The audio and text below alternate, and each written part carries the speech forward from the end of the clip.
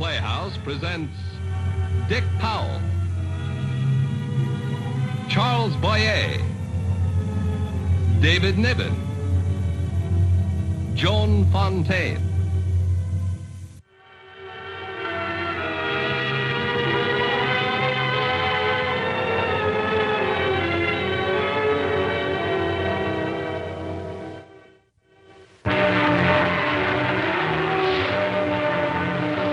This is a dictator. His name doesn't matter. It could be Adolf or Benito, or if it suited the place and the purpose, just plain Mr. Smith. Wherever dictators turn up, scenes like these must be taken for granted. For dictators aren't concerned with human beings except in the terms of bayonet practice, expendable divisions, and the loud cheers in the plaza. But fortunately, for the people of faith, dictators make mistakes, as one day Colonel Mendoza made a mistake.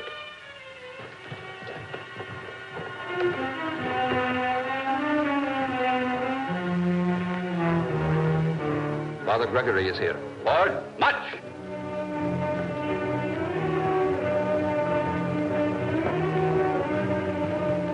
Yes? Father Gregory is here, Your Excellency. Send him in.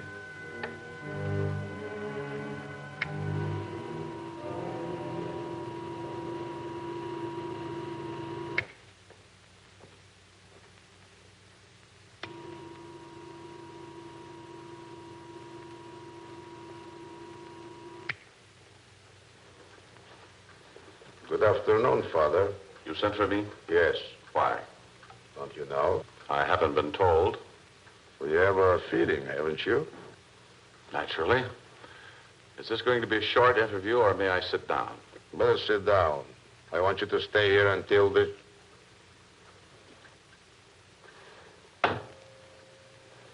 Stupid, isn't it? Is it? Father Gregory, do I understand you are a party to this nonsense? That you're in sympathy with it. Please, Colonel. Are you suggesting that I, a priest, would be a party to nonsense? This is not a matter for jest, Father. I'm with you, though perhaps from a different viewpoint.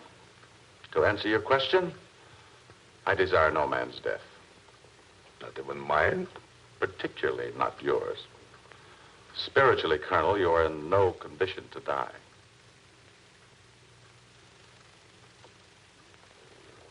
You never feared me, have you, Father? You, an American in a strange country, why? Is it your own courage or faith in the power of the church to protect you?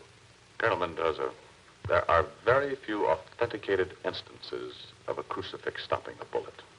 You might murder me, and under certain conditions, I think you would, without even a qualm. But fear of such a thing would not help to avert it. No, I am not afraid of you. Your frankness is refreshing, but perhaps a little dangerous. Did you call me here to discuss my feelings toward you? No? No, Father.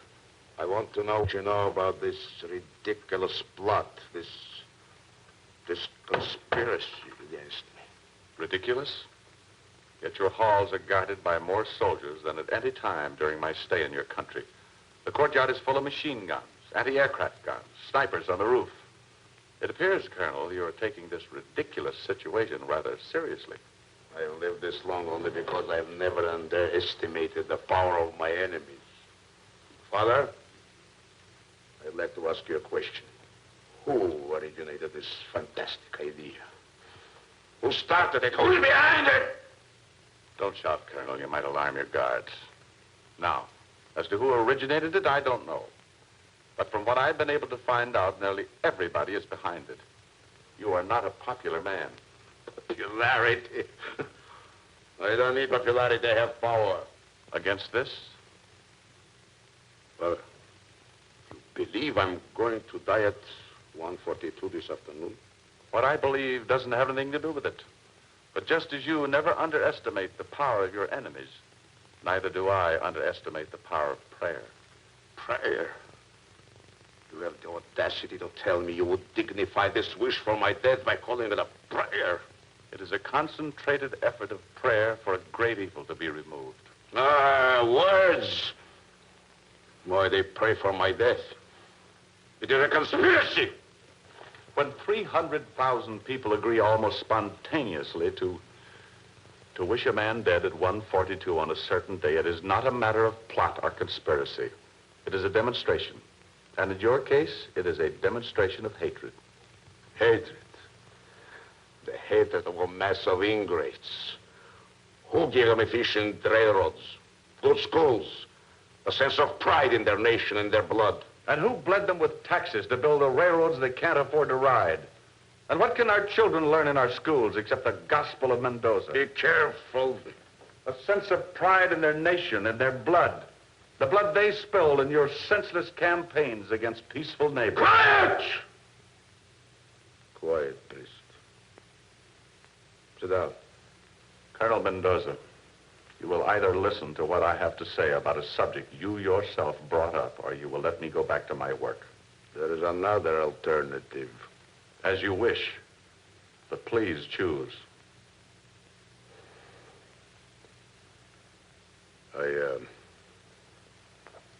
Please, Father, sit down.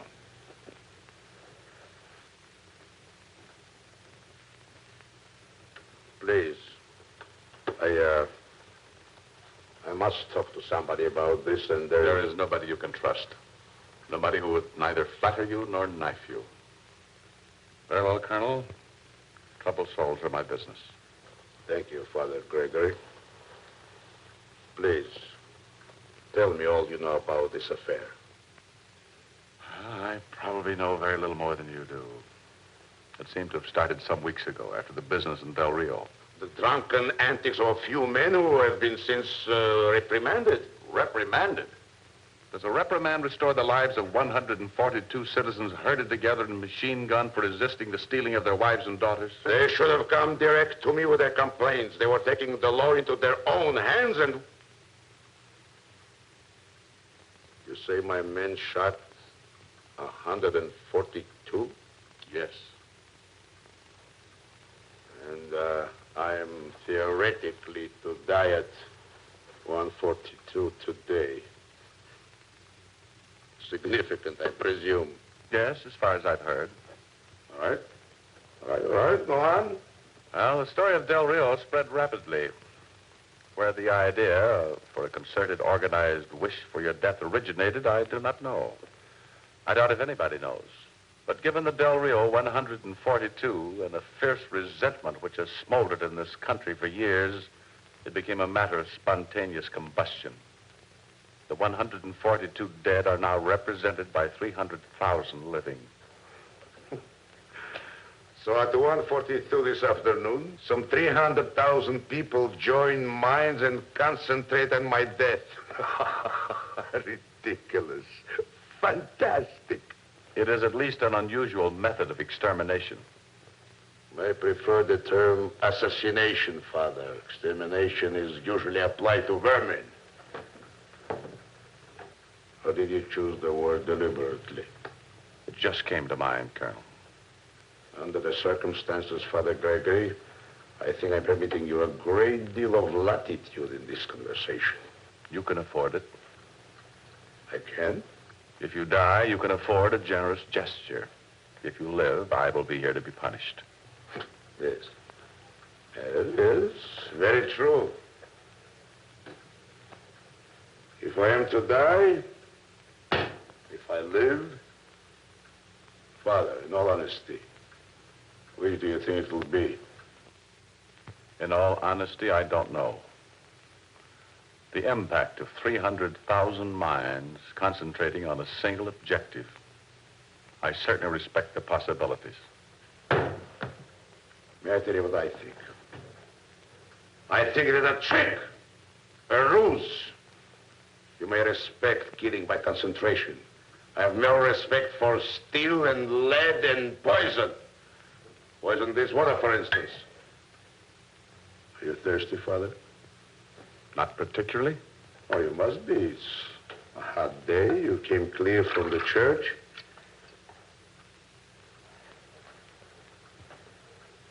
Have some water. Afraid?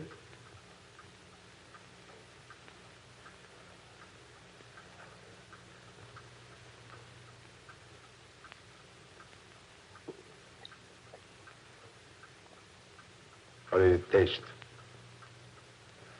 A bit brackish. Well, I imagine it's safe. Perhaps you'd better wait, though. Yes. Shall wait. Yes? Garcia is here, Excellency. What do they mean? Aren't you taking chances, seeing visitors, Colonel? No. This is Garcia, my best informer. I trust him implicitly. Besides, I'll have him covered every moment with this gun, and he knows it.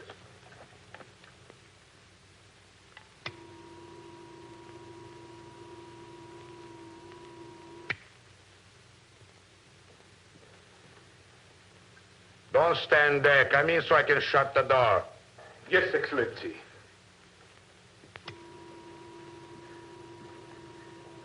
Your report.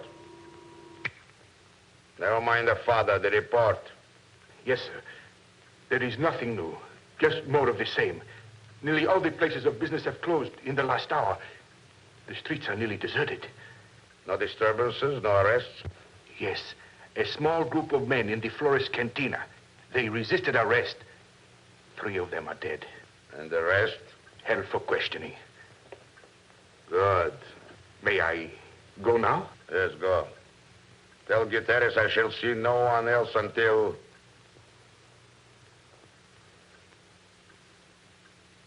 1:45. Yes, Excellency.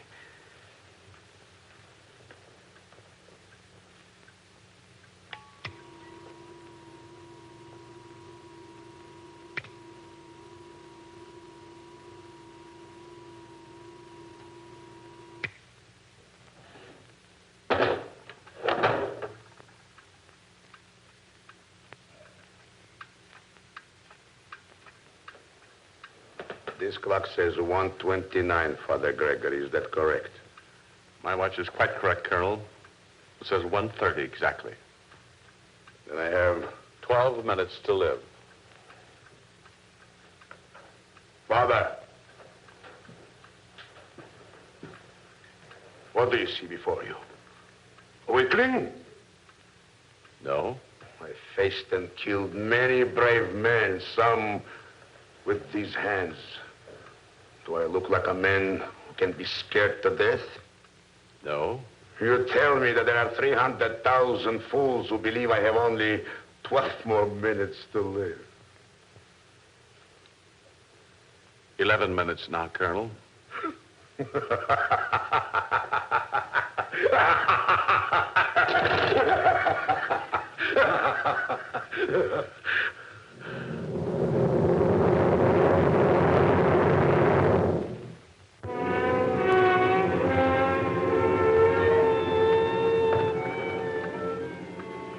You can't halt time by stopping one clock, Colonel.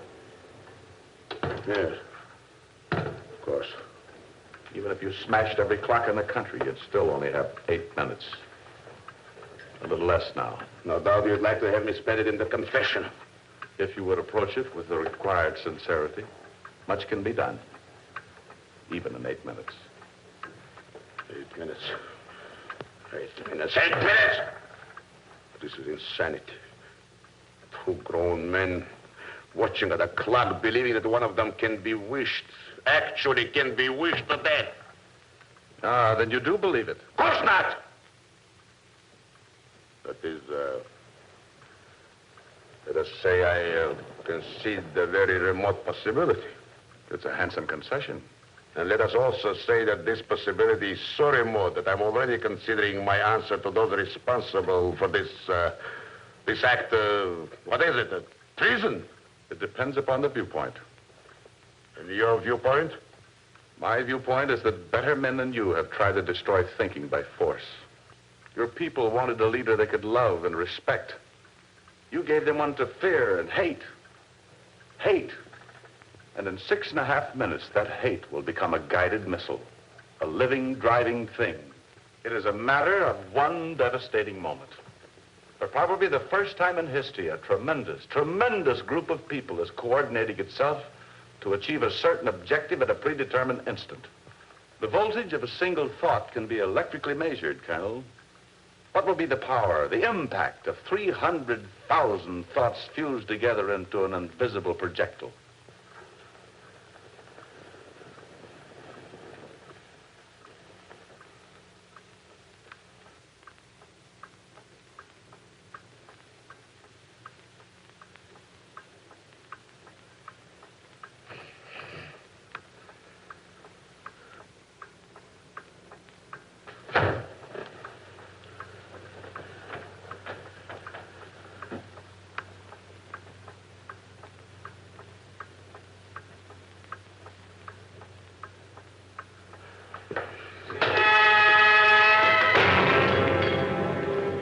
Now, 4.5 minutes.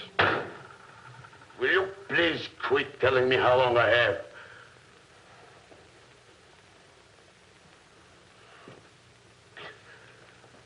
Are you trying to break me down? I'll be quiet. You're understandably on edge. I'm not on edge. I was considering this plan, this idiot plan to engulf me in a collective brainstorm. Must have a center. Center. A nucleus. You're looking for something to crush, Colonel. If it has a nucleus, it's in the hearts of the people, your people. They'll know whose people they are. If this sorcery fails, that's possible tomorrow. Today, you sweat. I always do.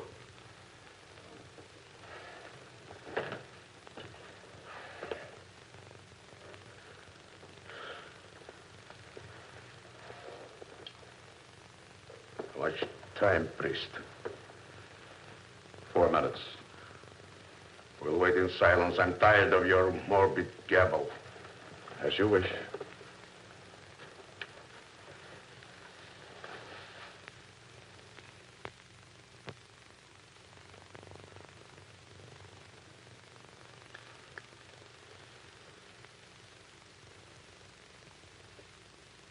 Talk. Talk, say something. Amuse me. Amuse you, Colonel? I don't find this amusing. I shall not open those doors for any reason until this idiotic time limit has passed. I'm covered against everything.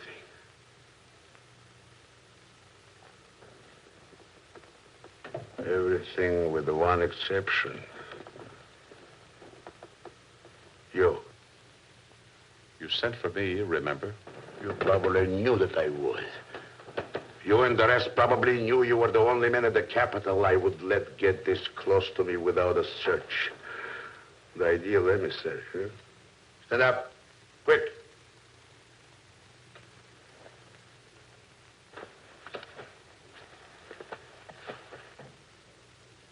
Well? I guess I was wrong, Father. Just the same. Sit down.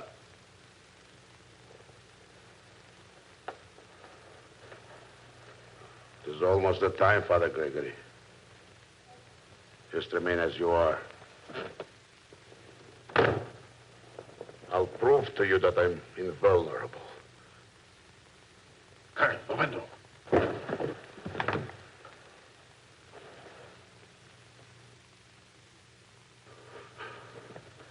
No, Father, no. Here's your pistol, Colonel. Let that remind you that no man is invulnerable even to the oldest child's trick in the world. If you should die, let it be with more humility and less arrogance. Forgive me for my suspicions, Father.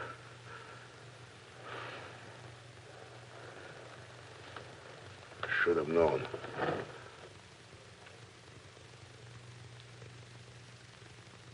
Time.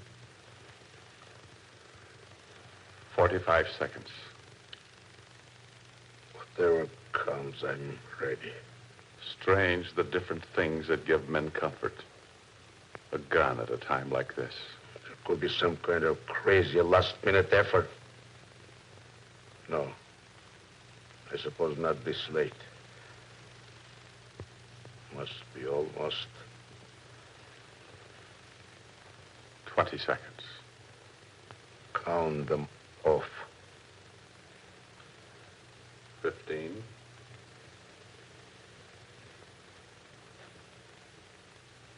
10.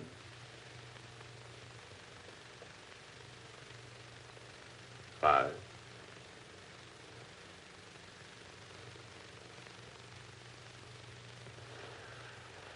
It is 1:42.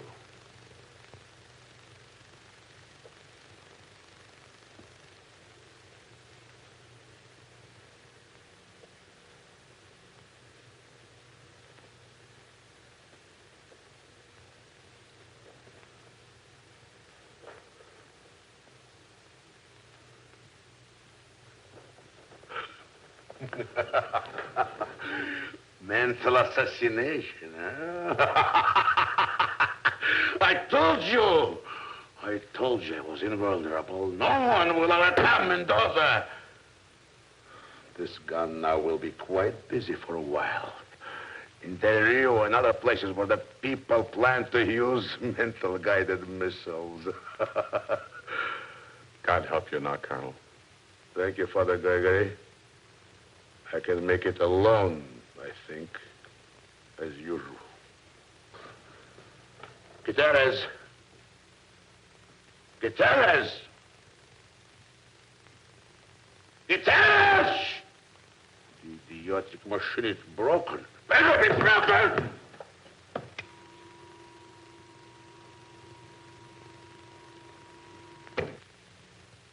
Not there. Gutierrez! Come on! Gutierrez!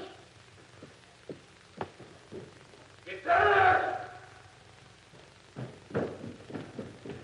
Come on! The guard! The guard! Men! Captain! This is Mendoza, Captain. Gutierrez! Gutierrez, come in! Captain Durando! Father Gregory! Father, what has happened? What? My men would not desert me. They wouldn't. Never!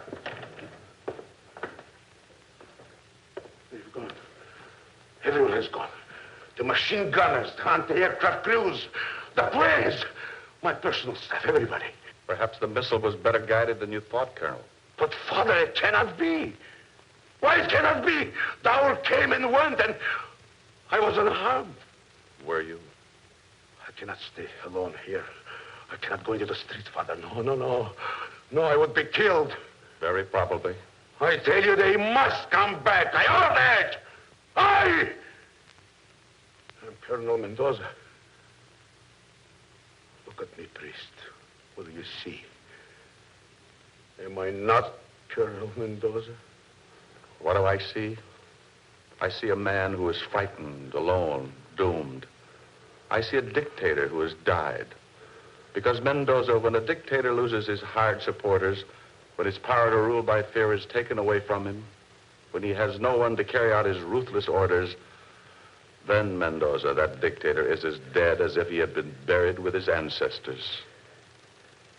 May God have mercy on your soul.